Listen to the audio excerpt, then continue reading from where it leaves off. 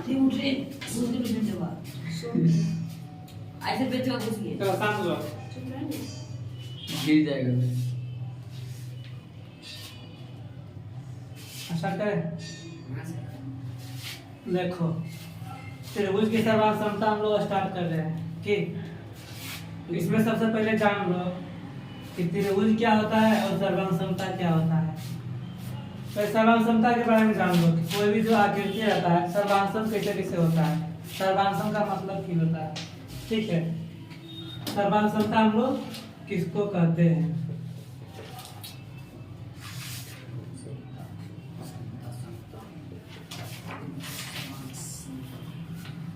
कोई भी जब आकृति रहता है कहता है कि आकृति सर्वांशम है। आकृति का सर्वांशम होने का मतलब होता है कि कोई भी आकृति दिया हुआ है उसका पूरा माप एक जैसा हो और उसका आकृति भी एक जैसा ही हो। ठीक है, मतलब शेप और साइज दोनों का अधिक समान रहे उसको हम लोग बोलते हैं सर्वांशम।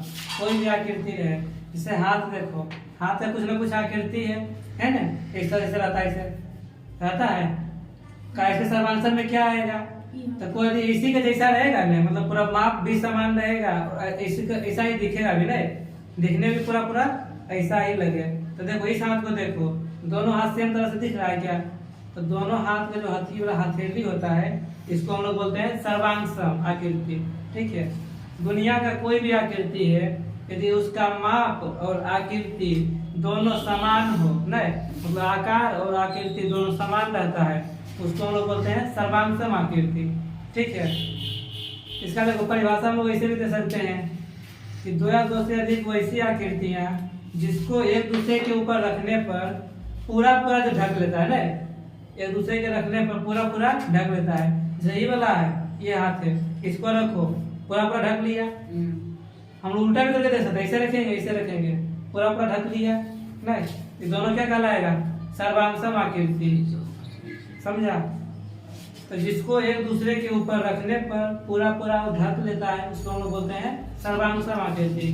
जैसे देखो दोनों बोर्ड दिया हुआ है, सुनो यहाँ पर सर दोनों बोर्ड है, ये भी बोर्ड है ये भी बोर्ड है, इसको उठा के इसके ऊपर रख दो, दोनों छेद लेगा पूरा पूरी, क्योंकि दोनों की है, दोनों समान आकृति भी है और दोनों का आकार भी समान है, जितना लंबाई है उतना लंबाई भी है, जितना चौड़ाई है उतना चौड़ा इधर भी है, सबका कोण भी समान है ना, ये भी आयताकार है, ये भी आयताकार है।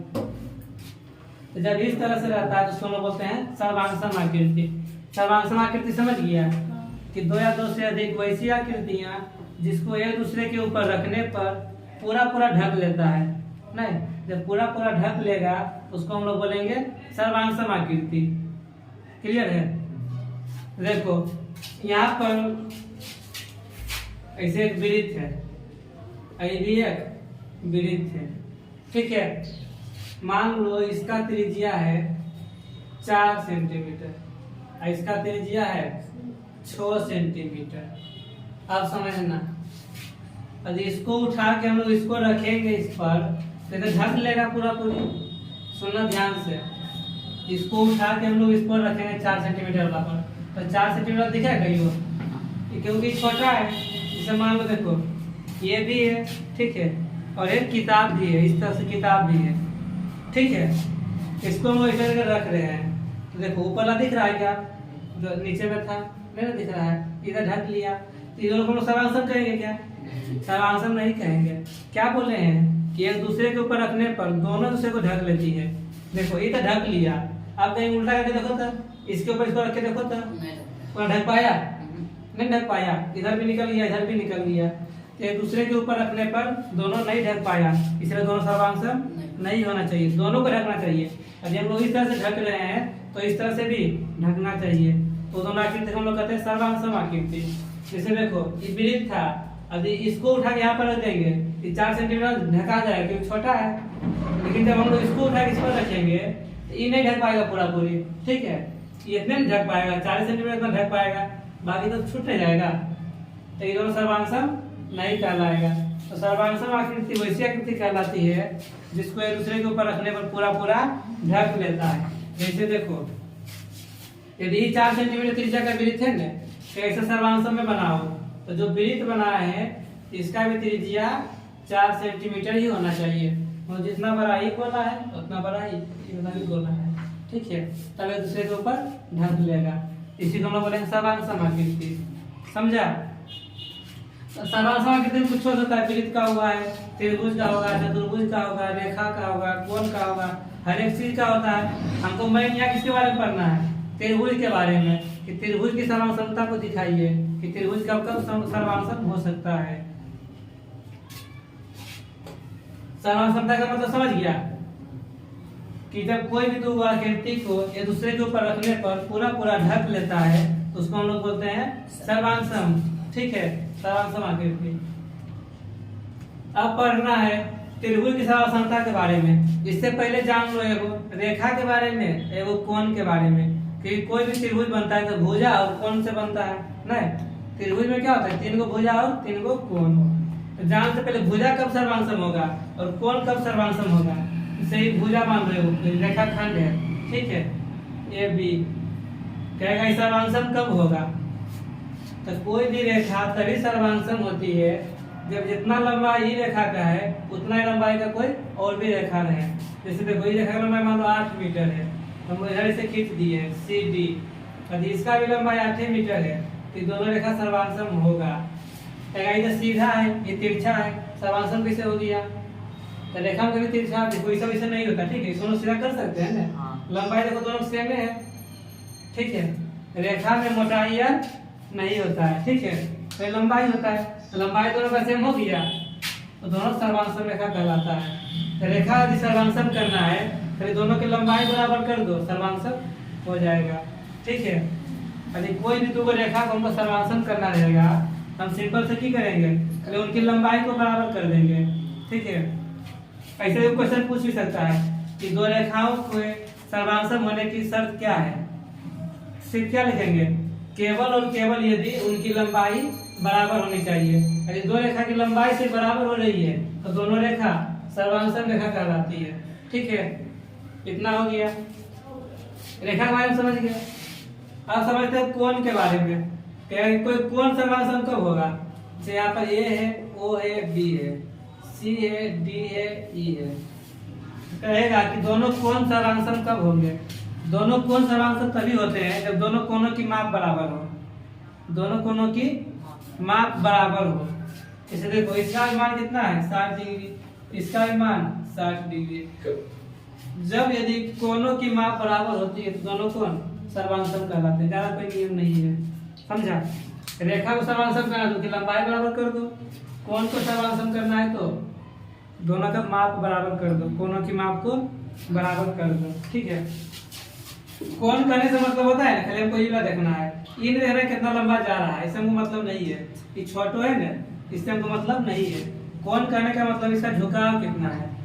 कोण का मतलब क्या होता है कि दो किरणों के बीच के झुकाव, नहीं ये वाला भी किरण है, ये वाला भी किरण है, दोनों किरणों कितना झुकाव हो रहा है, इसी को बराबर करना है। खाली दोनों कोण का मान बराबर कर देंगे, दोनों कोण सर्वांग हो जाएंगे। कोई कहेगा कि ये वाला कोण और ये कोण सर्वांग होंगे क्या? सर्वांग हो जाएंगे। हम कोण की खाली माप देखना है, 90 डिग्री है, ठीक है। आप देखो शुरू हम बताए थे कि कोई भी आकृति सर्वांग कब होता है कि जब ये दूसरे के ऊपर रखने पर पूरा ढक ले। इसको हम उठा के इस पर रखेंगे, ढक लेगा क्या? ढक लेगा। देखो कैसे, हमको खाली कोण ना देखना है, क्या देखना है? खाली कोण देखना है। तो इसके ऊपर जब इसको रखेंगे तो यह नहीं बन सकेगा, ये तो कुछ दिखबे नहीं करेगा अंदर वाला। हमको खाली कोण देखना है, कोण जहाँ बन रहा है ना उसको देखना है। इससे हमको मतलब है नहीं कितना बड़ा कितना छोटा है, खाली कोण को देखना है, समझा बात को? तो कोण ढक लिया मतलब सर्वांग है, तो ये दोनों कोण भी सर्वांग कहला जाएंगे। तो सुनो, दो कोणों के सर्वांग होने का शर्त क्या है? दो कोण सर्वांग तभी होते हैं जब उनकी माप बराबर हो, खत्म। और रेखा का सर्वांग होगा जब उनकी लंबाई बराबर हो। लंबाई बराबर होगा तो रेखा सर्वांग होगा, ठीक है। कोण की माप बराबर होगा तो कोण सर्वांग हो जाएंगे। इतना है, समझा? अब हम लोग आते हैं चैप्टर के बारे में कि हम लोग इस अध्याय में क्या पढ़ना है।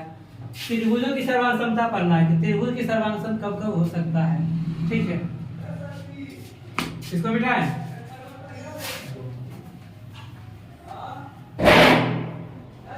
क्या कर रहा है? ठीक है, देखो कोई दो त्रिभुज दे दिया है, सबका नाम दे दो ए बी सी, यहाँ डी ई एफ। कह रहा है कि दोनों त्रिभुज सर्वांग है क्या। फिर हम लोग वही नियम लगाएंगे कि दूसरे के ऊपर रख के देखो, यदि ढक लेगा सर्वांशम होगा, नहीं ढक पाएगा सर्वांशम नहीं होगा।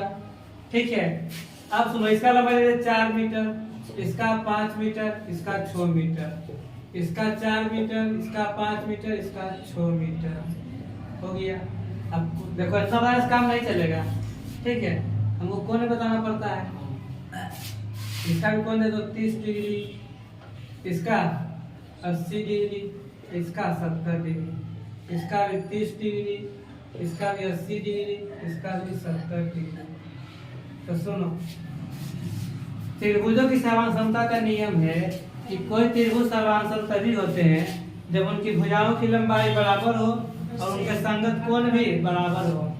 ठीक है, भुजाओं की लंबाई बराबर हो और उनके तीनों कोण भी बराबर हो। तो कोई त्रिभुज सर्वांगसम कब कहलाएगा? 3 भुजा होता है तो तीनों भुजा बराबर रहे और उनके संगत कोण भी बराबर आना चाहिए। संगत कोण तो समझता है, देखो जैसे इस भुजा का है ये कोण, ठीक है, तो इसका यही कोण रहना चाहिए। ये नहीं कि इस 70 है ना, ऐसा नहीं कर देंगे कि इसको 70 बना दो, इसको 80 बना दो। अब यह पूछेगा सर्वांगसम है कि नहीं, आप बोलेंगे नहीं है। अभी भी देखो तीनों कोण तीनों भुजा बराबर है कि नहीं? इसमें भी 30 70 80 बन रहा है, 30 70 80 इसमें भी बन रहा है। लेकिन देखो ध्यान देना, संगत भुजा संगत कोण बराबर नहीं है। संगत भुजा बराबर है लेकिन संगत कोण बराबर नहीं है। इसका संगत कोण 80 डिग्री है, इसका संगत कोण 70 डिग्री है।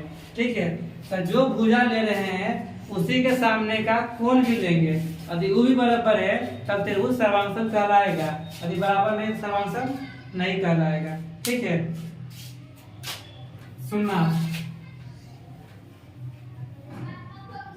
जिसे त्रिभुज दिया हुआ है,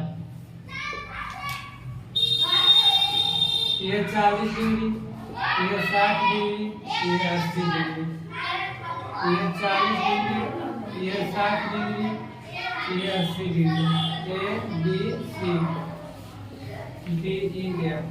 अब सुनो, ये हुआ 5, ये हुआ 5, ये हुआ 6, ये हुआ 6, ये हुआ 8, ये हुआ 8। अब एक बात बताओ, इसको 8 कर दो, ठीक है, इसको भी 8 कर दो, ठीक है, हाँ? इसको 5 किया, ठीक है, इसको 3 कर दो, इसको भी 3 कर दो। अब सुनो, कह रहा है चेक करने के लिए कि दोनों त्रिभुज सर्वांगसम है कि नहीं। सम करो उसको, सुनो, कह रहा है कि दोनों त्रिभुज सर्वांगसम होंगे कि नहीं होंगे। ठीक है, सर्वांगसम होने के लिए क्या चाहिए कि तीनों भुजा और तीनों कोण बराबर होने चाहिए। यहाँ पर ध्यान से देखना, तीनों भुजा तीनों कोण बराबर हो रहे और तीनों भुजा भी बराबर हो रहे हैं। इतना देखने से काम नहीं चलेगा, हमको देखना ही पड़ेगा कि संगत भुजा और संगत कोण बराबर है कि नहीं। सुनना, संगत भुजा और संगत कोण बराबर है कि नहीं। तो देखो 5 किसके बराबर है? ये 5 है ना, ये भी बराबर है डी एफ। तो इसका संगत कोण देखना है, इसका संगत कोण कौन सी है? मतलब सामने का कोण। देखो ये भुजा सामने कोण की है 60 डिग्री, तो हमको इधर भी 5 सामने देखना पड़ेगा। तो 5 सामने क्या है 60 डिग्री, इसका भी 60, इसका भी 60, मतलब ये बराबर है। दूसरा भुजा देख रहे हैं, बीसी को देख रहे हैं, 8 है, इधर भी देखेंगे डी 8 है, इसका संगत कोण देखो 80, इसका भी 80, मतलब संगत भुजा और संगत कोण दोनों बराबर है, इसलिए दोनों त्रिभुज सर्वांगसम कहला जाएगा। समझा बात को? तो जब कहेगा कि दोनों त्रिभुज सर्वांगसम कब होंगे, तो बोलेंगे त्रिभुज की तीनों भुजा और उनके तीनों संगत कोण बराबर हो तो दोनों त्रिभुज सर्वांगसम कहलाएंगे। ठीक है, संगत बोलना जरूरी है। संगत समझ गया, जिस भुजा को ले रहे हैं उसी के सामने का कोण भी लेना है। ये हो गया त्रिभुज की सर्वांगसमता के बारे में। ठीक है, दो त्रिभुज सर्वांगसम कब होंगे? जब त्रिभुज की तीनों भुजा और तीनों कोण बराबर हो जाएंगे तो त्रिभुज सर्वांगसम हो जाएगा। ठीक है, अब सुनो, त्रिभुज की सर्वांगसमता के कुछ कुछ नियम भी है। ठीक है, जिस नियम को हम लोग लगाएंगे इसे बार बार चेक नहीं करना पड़ेगा कि तीनों भुजा तीनों कोण बराबर है कि नहीं। हम लोगों के पास कुछ कुछ नियम होता है, यदि वो नियम लागू हो जाएगा दोनों त्रिभुज में तो दोनों त्रिभुज सर्वांग सम हो जाएंगे। ठीक है, इसे देखो पहला नियम होता है एस ए एस सर्वांग समता।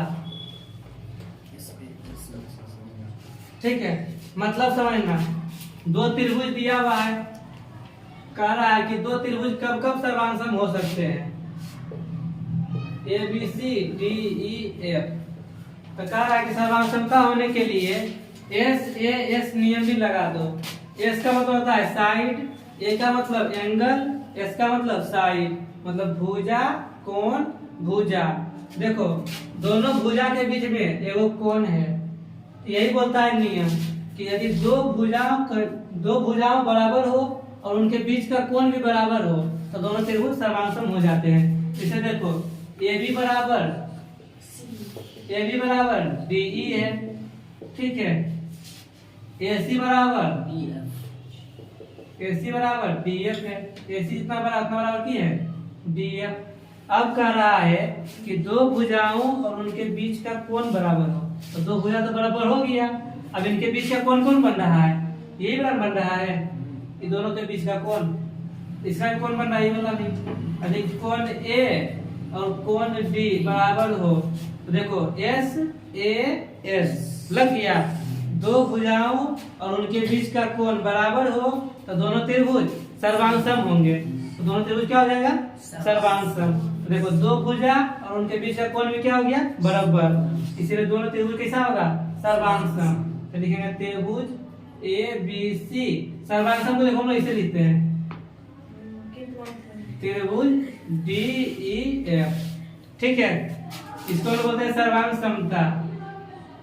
ठीक है, तो सर्वांग समता का क्या होता है इसे सूचित करते हैं हम लोग। ठीक है, पहला में समझ गया, एस ए एस का मतलब क्या होता है कि दो भुजाओं और उनके बीच का कोण बराबर हो तो दोनों त्रिभुज सर्वांग सम हो जाएंगे। समझा?